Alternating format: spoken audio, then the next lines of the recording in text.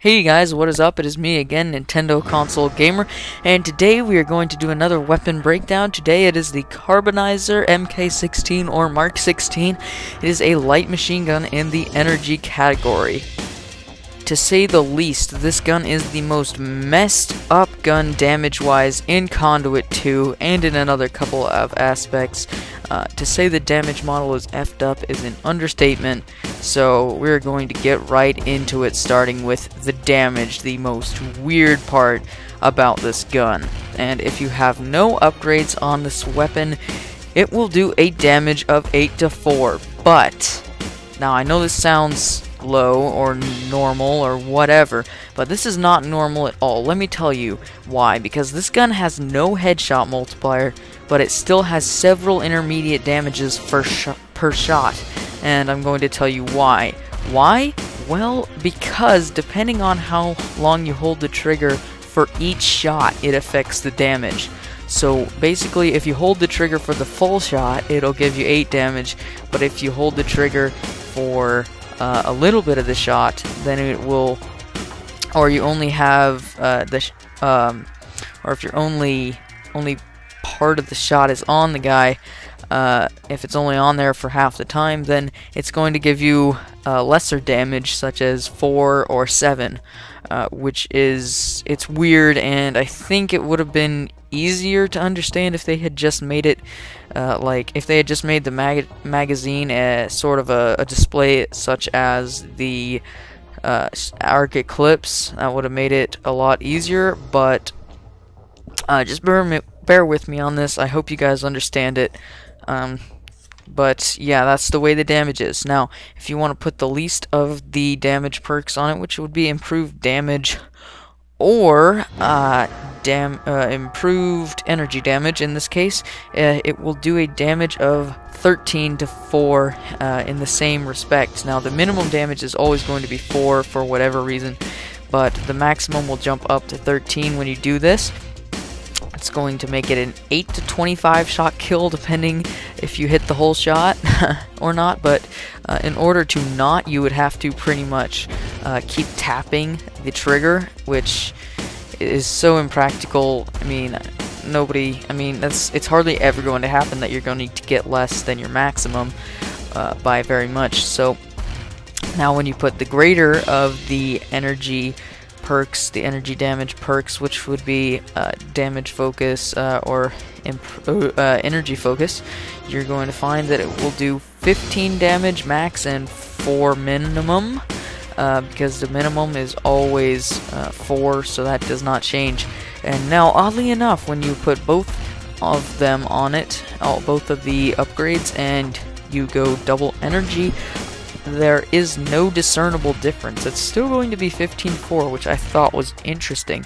So that's still a 7-shot kill, and you will not be able to improve it past that point from extensive testing. Obviously, this gun was rather difficult to test, and as such, it took me a while. So that's the damage. I hope you understood all that, but if you didn't, I'll try to explain it to you in my Q&A video, so if you have any questions about that, feel free to leave them in the comments below.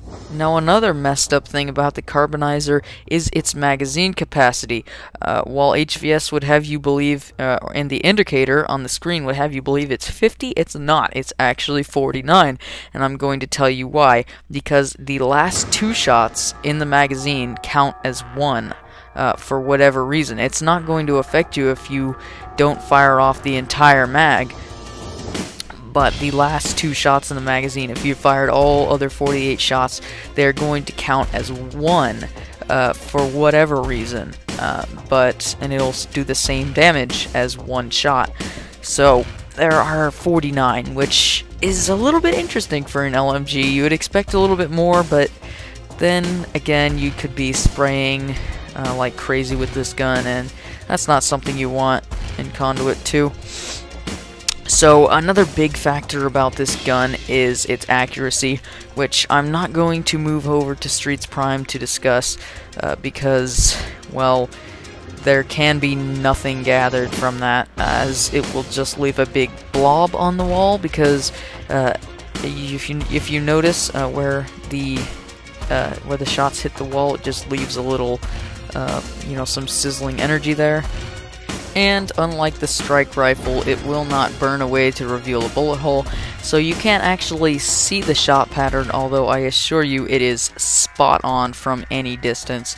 Now, obviously, another thing we have to talk about, since this is a fully automatic weapon and the rate of fire is rather important, the rate of fire counting the wind-up time, which is if you do primary fire, that would be 500 RPM, which is just slightly faster than the Scar, so not quite the slowest firing automatic mode, but you definitely do not want to use this in regular combat. Unless you're using Capacitator, but still, it's not a good idea.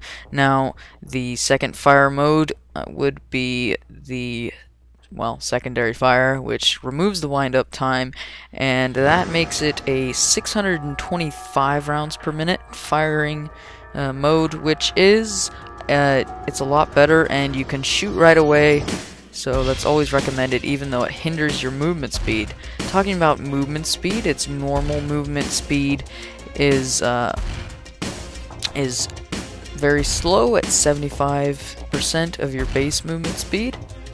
So you're going to be moving slow with this, not quite as slow as the phase rifle, but still quite slow. And the secondary fire mode movement speed I did not test, but rest assured it is incredibly slow and you don't want to move around like that. So now we need to talk about a couple of other handling characteristics of the Carbonizer, and that would be the reload time, which is extremely slow, a little bit slower than the phase rifles, I believe, and so you're going to want quickness on this. Big surprise, I always recommend that anyway. But now also another characteristic of this is the melee speed, which is normally about the same for most guns, but it is drastically slower for this gun because in the animation, your avatar, I suppose you would say, he actually draws back the weapon before he melees, so I'm not going to recommend meleeing with this weapon except as a last ditch, and even so, it's not very effective, so you'd be much better off switching to your secondary to melee. So now we're going to move on to what I think about the weapon and how I like to run it and how I'm going to suggest that you run it. And so first of all, I think the Carbonizer is an extremely good weapon. It kills very fast.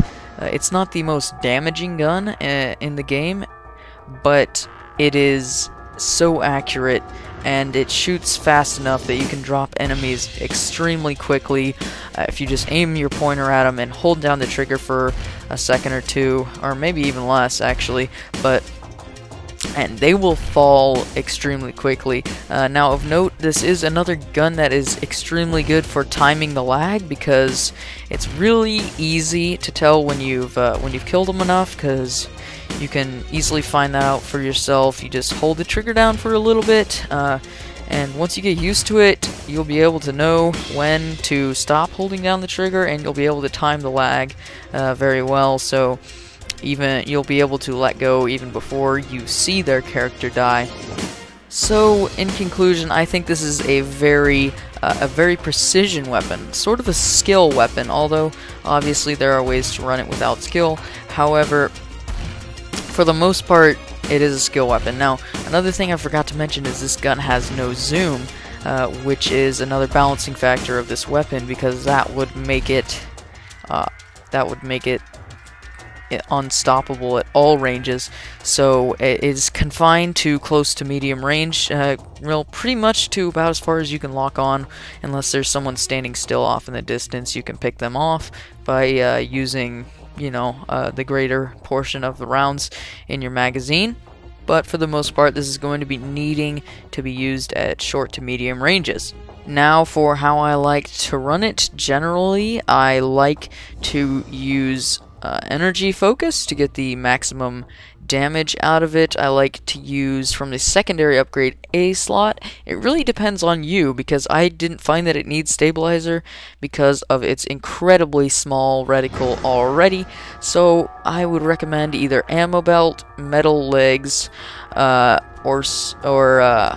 bomb bag, depending on which you prefer, and because those are the other useful upgrades from that slot. Now, I always use quickness, and for the last one, I would upgrade extended melee or light armor. I'll answer your questions on Tuesday, and the warp pistol will be coming on Thursday. Ideally, not sure about that, but we'll see. So like, dislike, whatever, and goodbye.